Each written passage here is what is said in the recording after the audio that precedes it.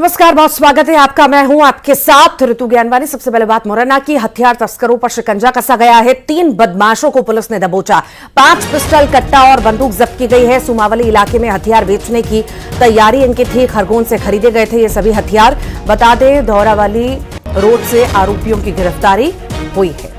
तो ये हथियार तस्कर हैं जिन पर शिकंजा कसा गया है और इनकी अब गिरफ्तारी की गई है।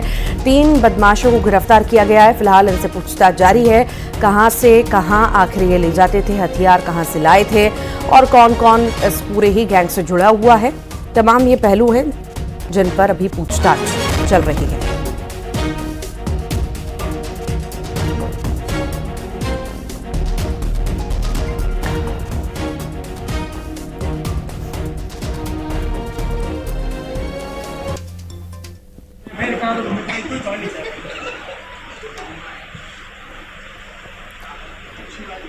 तो ये हथियारों की तस्वीरें आप देख रहे हैं, एक्सक्लूसिव तस्वीरें इस वक्त आप हथियारों की देख रहे हैं। बड़ी मात्रा में हथियार बरामद किए गए हैं। इन 3 बदमाशों की गिरफ्तारी भी हुई है। 5 पिस्टल, कट्टा, बंदूक जब्त किए गए हैं इन आरोपियों से। आखिर ये कहां से लाए थे, किसके कहने पर सप्लाई कर रहे थे, कौन इस पूरी गैंग से जुड़ा है, कितना बड़ा गिरोह है, ये तमाम वो पहलू हैं जिन पर पूछताछ अभी हो रही है।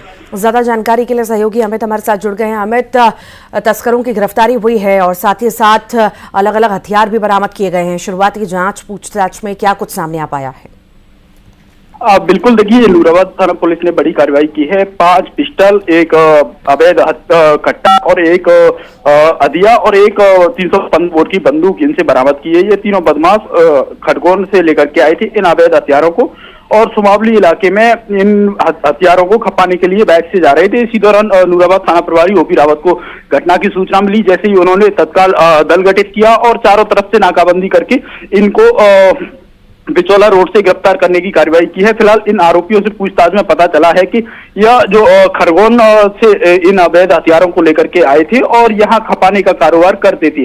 पिछले समय भी इन्होंने इसी तरीके से अवैध हथियार खपाए थे। तो ये सब पूछताछ में खुलासा हुआ है। इन आरोपियों के पूर्व से ही इस तरीके की घटनाओं से जुड़े रहे हैं और पूर्व में भी इनको जेल हो चुकी है। ये मुरैना में ही नहीं बल्कि अन्य, यानी कि जो राजस्थान का धौलपुर लगा हुआ है, धौलपुर में भी हथियार खपाने का काम करते थे। तो यानी कि जी अदर स्टेट में भी हथियार खपाते थे। फिलहाल पुलिस और भी इनसे पूछताछ कर रही है। पूछताछ में ये भी पता लगा रही है कि ये जो खरगोन में फैक्ट्री चलती है, कहां पर चलती है, कहां से लाए गए और जिन्होंने पूर्व में हथियार खपाए हैं, कौन लोगों को खपाए हैं, इन सभी बिंदुओं पर पुलिस अभी जांच कर रही है। ठीक, बहुत बहुत शुक्रिया जानकारी को साझा करने के लिए।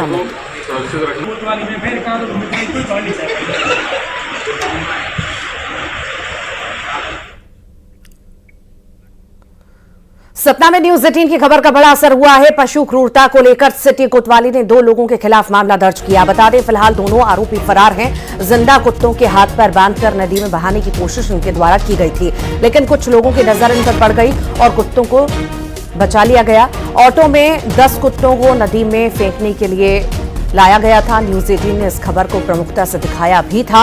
इसके बाद पुलिस ने आरोपियों के खिलाफ मामला दर्ज कर लिया। जैसा कि आपको मालूम, कल एक सोशल मीडिया पे एक पशु के ऊपर क्रूरता का सोशल मीडिया पे समाचार प्रकाशित हुए थे, जिसकी हमने जांच करके 2 व्यक्ति हैं, नंदू बसोर और प्रदीप बसोर, ये बजराहा टोला के रहने वाले हैं। इनके द्वारा पशु क्रूरता की गई थी, जिनके विरुद्ध पशु क्रूरता अधिनियम के तहत और धारा जो BNS है उसके 325 और 62 BNS के तहत प्रकरण पंजीबद्ध कर कार्रवाई की जा रही है। ज्यादा जानकारी के लिए सहयोगी शिवेंद्र बघेल हमारे साथ जुड़ गए हैं। शिवेंद्र, पशु क्रूरता का ये मामला सामने आया था, किस तरह से कुत्तों को बांधा गया और बहाने का ये मामला था, प्रमुखता से हमने खबर दिखाई, अब असर भी हुआ है। बिल्कुल, मैं आपको बता दूं, सबसे पहले न्यूज 18 के पास ये विजुअल आया था सोशल मीडिया के माध्यम से, और जिन राहगीरों ने बेजुबान कुत्तों को मुक्त कराया था उन्होंने ये वीडियो बना के भेजा था। न्यूज 18 ने इस पूरे मामले को प्रमुखता से दिखाया और इसके बाद प्रशासन हरकत में आया और इस पे 2 लोगों को अभी तक आरोपी बनाया है। हालांकि दोनों आरोपी फरार हैं, जो ऑटो चालक हैं और सतना के बजराहा टोला के निवासी हैं, जो चिन्हित कर लिए गए हैं। उनके खिलाफ मामला दर्ज कर लिया गया है। साथ ही पुलिस अब इस पूरे मामले में जांच कर रही है। जो जानकारी सामने आई है तो उस पे एक काका ढाबा वाले का भी नाम सामने आ रहा है, जिनके यहाँ ये आवारा कुत्ते बड़ी संख्या में थे और जिसने ही उन ऑटो वालों को पैसा देकर शराब पिलाकर जिंदा मारने का प्रयास किया था, नदी में फेंकने का प्रयास किया था। तो समझता है पुलिस उस पर भी मामला दर्ज कर सकती है। ठीक, बहुत बहुत शुक्रिया जानकारी को साझा करने के लिए।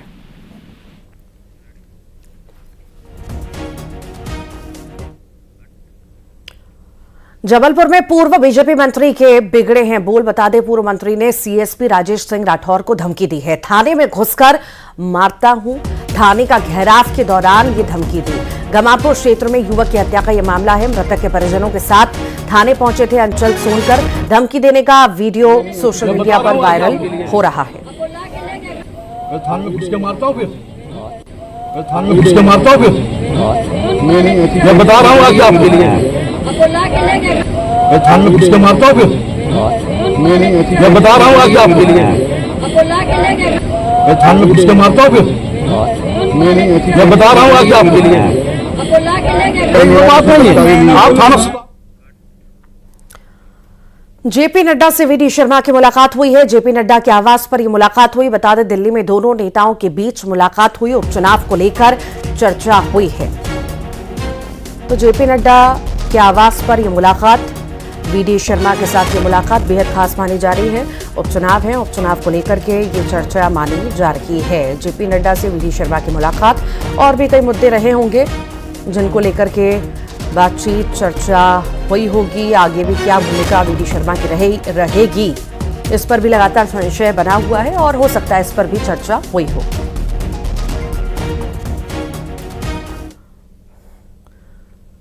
अनूपपुर में खराब सड़क को लेकर ग्रामीणों ने अनोखा विरोध प्रदर्शन किया, जहां ग्रामीणों ने सड़क पर धान लगाकर अपना विरोध जताया। अनूपपुर के जैतहरी स्थित मोजर बेयर पावर प्लांट का मुख्य मार्ग पूरी तरह से क्षतिग्रस्त हो गया है। ग्रामीणों का आरोप है कि प्लांट से प्रतिदिन सैकड़ों की संख्या में गाड़ियां निकलती हैं, जिसके चलते मुख्य सड़क पूरी तरह से क्षतिग्रस्त हो गई है।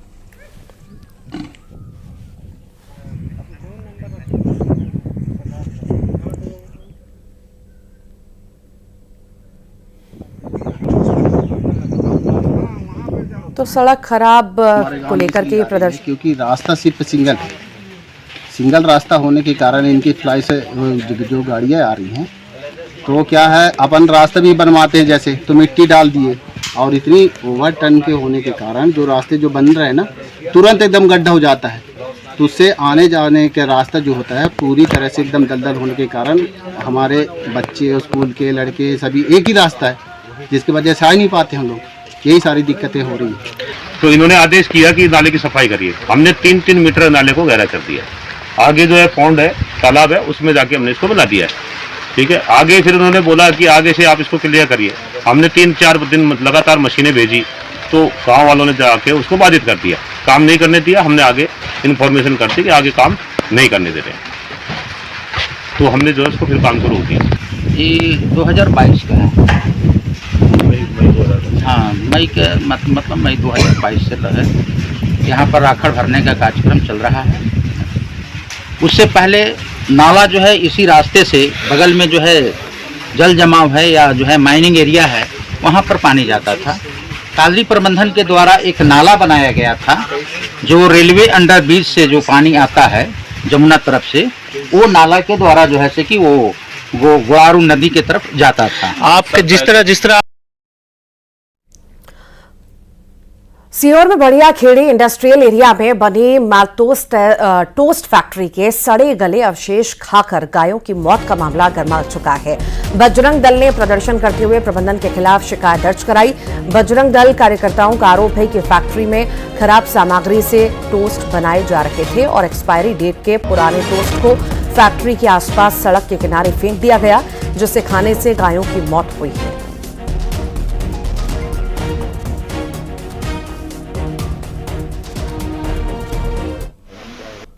एरिया में बीएस नाम की एक टोस्ट फैक्ट्री है।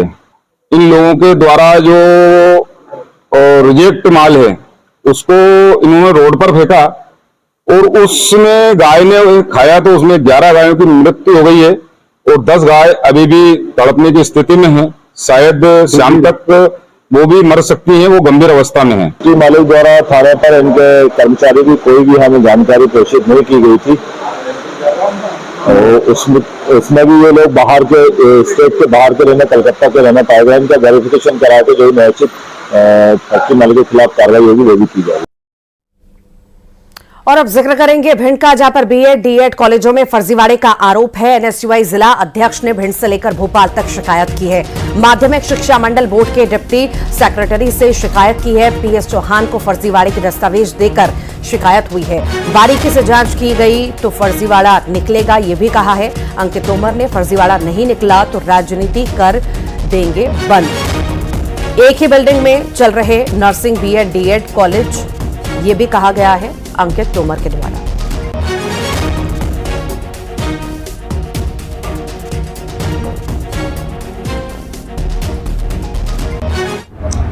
ग्वालियर और चंबा संभाग में 100 to 100 कॉलेज जितने भी चल रहे हैं वो सिर्फ फर्जी तरीके से कागजों में कॉलेज चलाए जा रहे हैं। जीवाजी यूनिवर्सिटी के जो आला अधिकारी है बड़ा लाभ देके संबद्धता तो दे देते हैं लेकिन निरीक्षण करने नहीं जाते हैं, वो सिर्फ कागजों में कॉलेज चलाए जा रहे हैं। हम जितने भी आला अधिकारी हैं हम उन लोगों को खुला चैलेंज करते हैं कि ग्वालियर संभाग और चंबल संभाग में एक सिंगल कॉलेज सही तरीके से चल रहा हो वो बता दें मुझे, तो मैं ये आंदोलन छोड़ दूंगा और पॉलिटिक्स करना छोड़ दूंगा। छात्रों के लिए लड़ना। जबलपुर में मंदिर को लेकर विवाद हुआ है, तो पक्षों में विवाद हुआ। बता दें, एक पक्ष ने दूसरे पक्ष पर कब्जे का आरोप लगाया। मंदिर पर कब्जे का आरोप लगाया है। विवेक विहार कॉलोनी में हंगामा चला। दोनों पक्षों की शिकायत पर फिलहाल पुलिस अभी जांच पड़ताल कर रही है।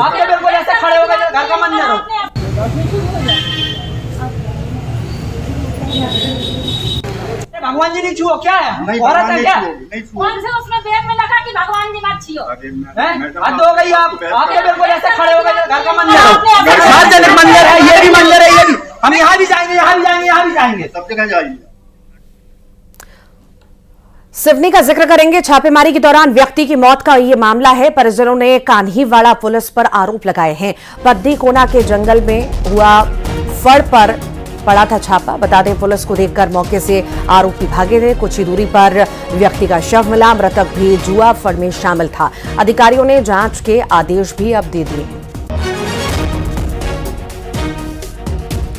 वाड़ा के पास जो एक पद्दी कोना करके है जंगल, वहाँ पे उनकी डेड बॉडी मिली और जब हमको डेड बॉडी की जानकारी वहाँ पे लगी तो उनकी जो डेड बॉडी देखे हैं तो उसमें कुछ चोट के निशान हमको उनके पैर में, उनके पेट में, उनके हाथ में, ऐसे कुछ अलग अलग जगह चेहरे में भी बहुत ज़्यादा चोट के निशान। तो ऐसा लग रहा है कि ये चोट के निशान देखते हुए कि कुछ न कुछ इसमें गड़बड़ है। घटना स्थल से लगभग 1 किलोमीटर दूर एक डेड बॉडी मिलने की सूचना मिली थी, तो वो वहां पे पुलिस गई थी। तो उस डेड बॉडी प्रदीप दुबे निवासी सिपारा के रूप में पहचानी गई है। हाँ, इस जो बॉडी मिली है उसकी मर्ग कायम करके पीएम करा दिया गया है। जांच प्रारंभ कर दी गई है और चूंकि जैसा मैंने बताया कि रेड की तो पूरी वीडियो रिकॉर्डिंग हुई है, वहां तो स्पॉट पे तो कोई मिला नहीं था, तो उसकी जांच की जा रही किन हालातों में क्या हुआ उनके साथ। विदिशा का जिक्र करेंगे। युवक के करंट लगने से मौत हो गई। बता दें, बिजली की सप्लाई सही करते वक्त ये करंट लगा। विद्युत वितरण कंपनी पर बड़ी लापरवाही के आरोप भी लग रहे हैं। गंज वासुदा के काली पठार इलाके का ये मामला बताया जा रहा है।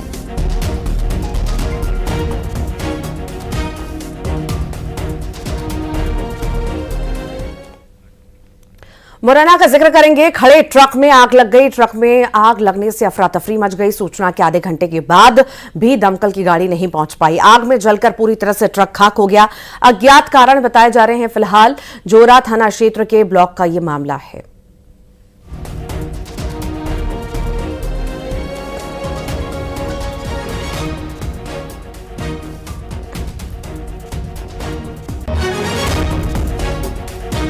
और मुरैना में बेखौफ हो चुके हैं बदमाश। 3 बदमाशों ने घर के बाहर फायरिंग की और आपको बता दें, बदमाश फरियादी से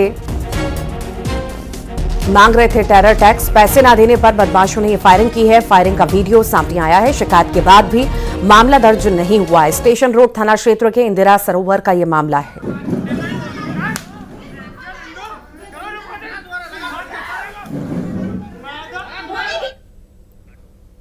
रायसेन से जान जोखिम में डालने का एक वीडियो सामने आया। उफनती नदी में छलांग लगाने का यह वीडियो है। पुल से नदी में 2 युवकों ने छलांग लगा दी। बाड़ी थाना इलाके का यह मामला है। बारना बांध के गेट खोले जाने पर नदी का जलस्तर बढ़ चुका है और इस तरह लोग अपनी जान को जोखिम में डाल रहे हैं। 2 युवकों की ये तस्वीर सामने आई है, किस तरह से ये छलांग लगा रहे हैं, जान जोखिम में डाल रहे हैं। ये एक्सक्लूसिव तस्वीरें इस वक्त आप देख रहे हैं। लगातार पानी बढ़ रहा है और बांधों के गेट भी खोले जा रहे हैं और इसी बीच ये तस्वीर कहीं ना कहीं डराती है, हैरान करती है कि ऐसे जान जोखिम में लोग क्यों डाल रहे हैं, क्यों अपने जान के साथ खिलवाड़ कर रहे हैं। ये तस्वीर रायसेन से सामने आई है। उफनती नदी में छलांग लगाने का ये वीडियो आप देख रहे हैं।